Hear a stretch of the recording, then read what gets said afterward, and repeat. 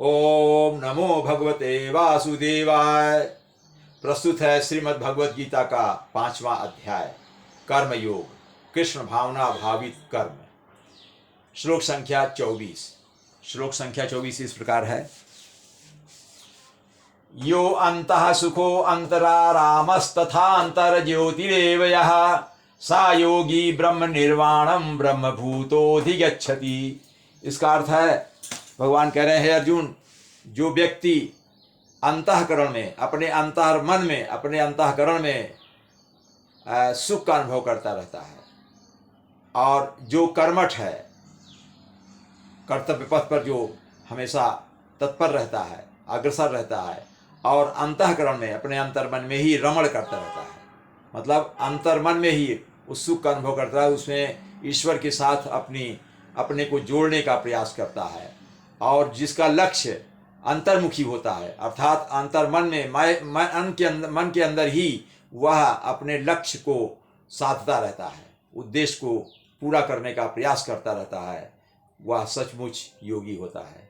कहने का अभिप्राय यह है। और वही व्यक्ति परब्रह्म में मुक्ति पा जाता है, अर्थात ब्रह्मत्व को प्राप्त होता है और मुक्त हो जाता है, और अर्थात अंतोगत्वा व आत्मस्वरूप सिद्ध हो जाता है, वो ब्रह्म को प्राप्त हो जाता है। ये इसका अर्थ है। इस कहने का अभिप्राय यह है कि ये ऐसे लोग योगी कहे जाते हैं जो बाह्य भौतिक सुख साधनों में लीन नहीं होते हैं, उनकी प्रति बाह्य सुख में उनको आकर्षण नहीं होता है, वे अपने आंतरिक सुख की ओर ध्यान देते हैं। और आंतरिक सुख तभी मिलता है जब वो परब्रह्म से संबंध जोड़ने का प्रयास करते हैं, उनका मनन करते हैं, उनके बारे में चिंतन करते हैं, उनके प्रति भावना भावित हो जाते हैं, कृष्ण भावना मृत हो जाते हैं।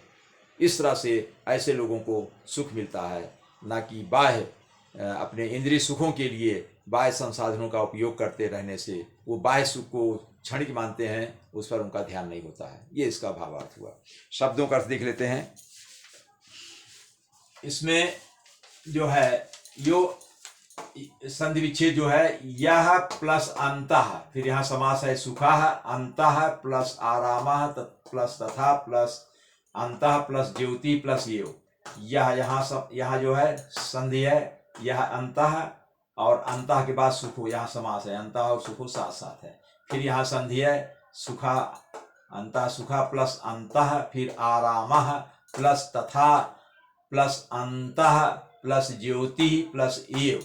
इस तरह से है, यह हमने लिख दिया। यह मतलब जो, अंतः मतलब अंतर मन में, अपने अंदर मन के भीतर सुख का अनुभव करता है। अंतः मतलब अंतर मन से ही वो रमण करता है। रम धातु से राम बना है। फिर आरामा मतलब रमण करना, उसमें मनन चिंतन करना, उसी में आनंदित होना, आंतरिक मन में आनंदित होना। तथा और अंतः ज्योति, और आंतरिक रूप से ही अपने मन में लक्ष्य को, यहाँ ज्योति मतलब है अपने मन को ज्योति की ओर ले जाना, अर्थात अंतर मन में ईश्वर के प्रति अपनी भावना को महसूस करना, अर्थात लक्ष्य को निर्धारित करना, लक्ष्य की ओर अपने को तत्पर रखना। योग मतलब निश्चय ही, ये इसका अर्थ है। सा योगी, वही योगी होता है। ब्रह्म निर्माणम में समास है, ब्रह्म निर्वाणम। ब्रह्म निर्वाणम मतलब जो ब्रह्म को, ऐसे योगी ब्रह्म को प्राप्त हो जाते हैं, मुक्ति को प्राप्त हो जाते हैं। निर्वाण मतलब निर्वाण होना, मुक्ति प्राप्त करना, ब्रह्म में मुक्ति पाते हैं, अर्थात ब्रह्मत्व को प्राप्त होते हैं। ब्रह्मभूता, ये है ब्रह्मभूता प्लस अधिगच्छति। ब्रह्मभूता में समास है। ब्रह्म में भूत होना मतलब आत्मस्वरूप होना, ब्रह्म में लीन हो जाना। अधिगच्छत प्राप्त होते हैं, ब्रह्मत्व को प्राप्त होते हैं। ब्रह्मभूता अधिगच्छत मतलब ऐसे लोग, ऐसे योगी ब्रह्मत्व को प्राप्त हो जाते हैं, स्वरूप सिद्ध हो जाते हैं और ब्रह्म को प्राप्त कर लेते हैं, और अर्थात उनका मोक्ष हो जाता है। ओम नमो भगवते वासुदेवाय।